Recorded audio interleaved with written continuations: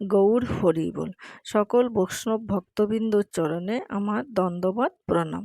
শ্রীমদ্ ভাগবত পুরাণের প্রথম স্কন্দের প্রথম অধ্যায়। এটি শুরু হয় মঙ্গলাচরণ এবং মহামতি সূতের কাছে সনকাদি মণিগুণের প্রশ্নের মাধ্যমে। প্রথম, যিনি সমস্ত ব্রহ্মাণ্ডের কর্তা, যিনি সৃষ্টি ও স্থিতি প্রলয়ের কারণ, যিনি সমস্ত পদার্থের সদ্রূপ বিদ্যমান এবং অসৎ থেকে পৃথক, যিনি সর্বত্রভাবে স্বাধীন, পরতন্ত্র নহেন এবং সর্বাতীত, আমি সেই পরমেশ্বর ভগবান শ্রীকৃষ্ণচন্দ্রের ধ্যান করি, যিনি সৃষ্টির আদিকালে প্রজাপতি ব্রহ্মার নিকট সেই পরম গুহ্য বেদ ও জ্ঞানের প্রকাশ করেছিলেন, যার তত্ত্ব নিরূপণ করতে গিয়ে জ্ঞানীগুণী পণ্ডিতগণ, মহান ঋষিগণ, এমনকি স্বর্গের দেবতারা পর্যন্ত মোহাচ্ছন্ন হয়ে পড়েন। যেমন সূর্যের তেজময় রশ্মিতে স্থলের মধ্যে জলভ্রম হয়, আবার জলেতেও স্থলভ্রম হয়, তেমনি তার মধ্যে সত্ত্ব, রজ ও তম এই তিন গুণাত্মক জাগ্রত, নিদ্রাময় ও সুষুপ্তিরূপ এই জড় জগৎ সম্পূর্ণরূপে অলৌকিক হলেও তারই প্রভাব সত্যবৎ প্রতিভাত হয়। সেই স্বয়ং প্রকাশময় ত্রিগুণাতীত মায়া মোহ থেকে সম্পূর্ণরূপে মুক্তি পরম সত্যরূপ পরমাত্মার ধ্যান করি। 2. মহর্ষি ব্যাসদেব তার বিরচিত এই শ্রীমদ্ভাগবত মহাপুরাণে পরমামুক্তির ধর্ম নিরূপণ করেছেন, যা সর্বপ্রকার জড়জাগতিক মায়ামোহ মোক্ষ লাভ কামনা মুক্ত। এই শ্রীমদ্ভাগবত শাস্ত্র যথার্থরূপেই সেই পরম আত্মতত্ত্বের নিরূপণ করে, যা নির্মৎসর ভক্তগণের জ্ঞাতব্য বিষয়। ইহা সর্বতোভাবেই তাপত্রয় উন্মূলক এবং পরম মঙ্গলময়। যখন ভগবৎ তত্ত্ব জ্ঞান পান করার জন্য শ্রীমদ্ভাগবত শাস্ত্রই পর্যাপ্ত, তখন অন্যান্য শাস্ত্রের আর সেইরূপ কি প্রয়োজন?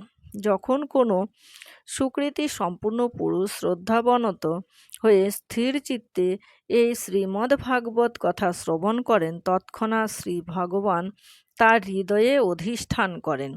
3. যে হে সকল ভক্তগণ, বেদশাস্ত্র হল কল্পবৃক্ষ, আর এর সুপক্ক ফল হল এই শ্রীমদ্ভাগবত শাস্ত্র। মহর্ষি শুকদেবের মুখ নিঃসৃত হওয়ার কারণেই এই বাণী পরম আনন্দ প্রদানকারী অমৃতে পরিপূর্ণ। শ্রীমদ্ভাগবতের সব কিছুই গ্রাহ্য, অগ্রাহ্য বলে কিছুই নেই। তাই হে রসিক ভক্তবৃন্দ, এই রসামৃত আপনারা নিরন্তর পান করুন। এটি হলো রসভাণ্ড, যা কেবল মর্ত্যলোকেই পাওয়া সম্ভব। 4.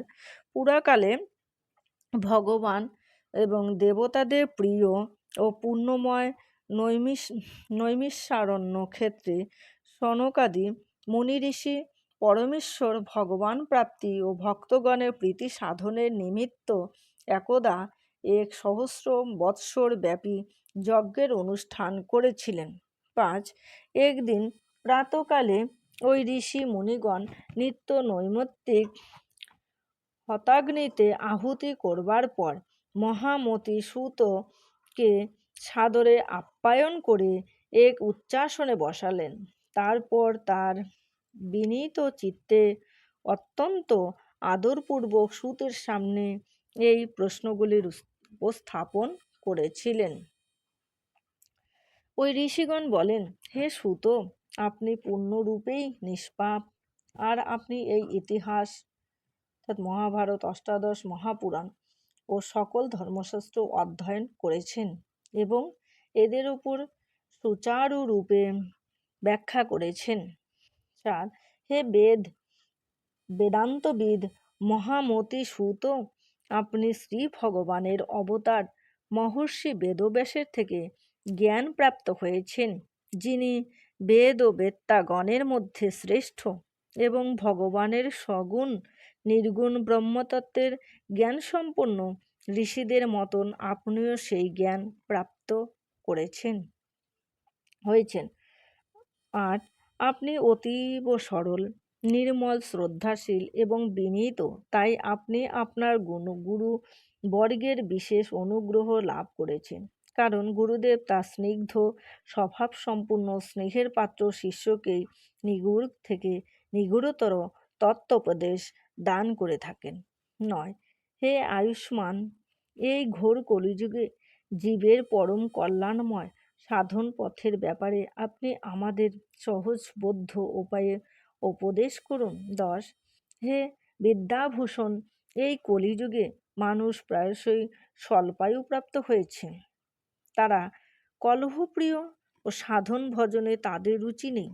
তারা অতি মাত্রায় অলস, মন্দবুদ্ধি সম্পূর্ণ, ভাগ্যহীন, নানা প্রকার রোগে জীর্ণ এবং বিভিন্ন বাধা বিঘ্নে উপদ্রুত। 11, বহুবিধ শাস্ত্রের বিদ্যমানতা এবং তার প্রতিটিতে বহুবিধ কর্তব্য কর্মের নির্দেশ রয়েছে। তাছাড়া এইসব শাস্ত্রাদি অতি বিস্তারিত, যার অংশ মাত্রের অধ্যয়ন আত্মস্থকরণও দুরূহ।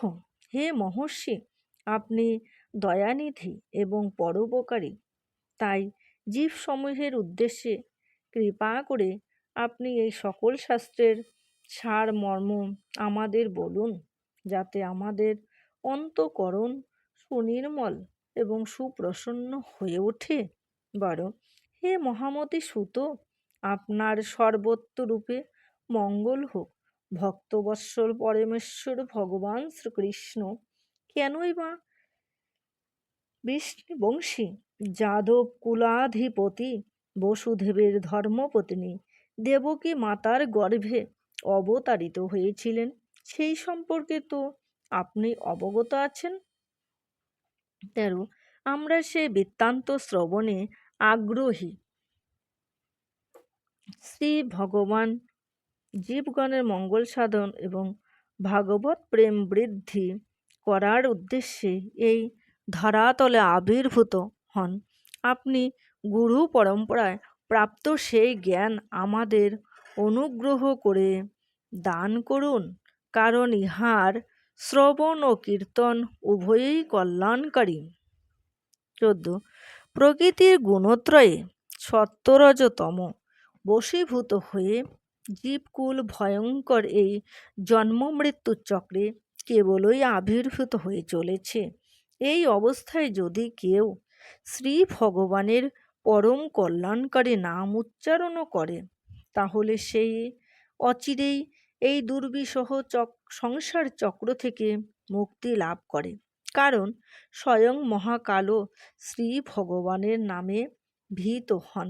বলো, হে সুত, গোস্বামী সর্বদা ভাগবত ভক্তিতে মগ্ন নিরাসক্ত মহর্ষি মুনিগণ শ্রী ভগবানের পাদপদ্ম আশ্রয় করে অবস্থান করেন, তাই কেবলমাত্র তাদের সৎসঙ্গে বা দর্শনেই জীবকুল পবিত্র হয়। পক্ষান্তরে মাতা গঙ্গার সেবা অর্থাৎ জলস্পর্শ স্নানাদি করার পরই তা মানুষকে পবিত্র করে। 16, কালরূপী সর্পের ন্যায় এই কলিযুগে ভক্তগণ এই পঙ্কিল ভবসাগর উত্তীর্ণ হওয়ার জন্য যার অসীম ও অপ্রাকৃত লীলাসমূহের চিন্তন ও কীর্তন করেন, সেই পরমেশ্বর ভগবানের মহিমা কেই বা শ্রবণ করতে অনিচ্ছুক? তার পরম অপ্রাকৃত কর্মসহ সমূহ অতি মহৎ এবং উদারতায় পরিপূর্ণ, এবং তা দেবর্ষি নারদাদি মহান ঋষিগণের দ্বারা সর্বদাই সংকীর্তিত হয়। আমরা এই পরম কল্যাণকারী মহৎ লীলাশ্রবণে উৎসুক। আপনি দয়া করে আমাদের সেই লীলা কাহিনী বর্ণনা করুন।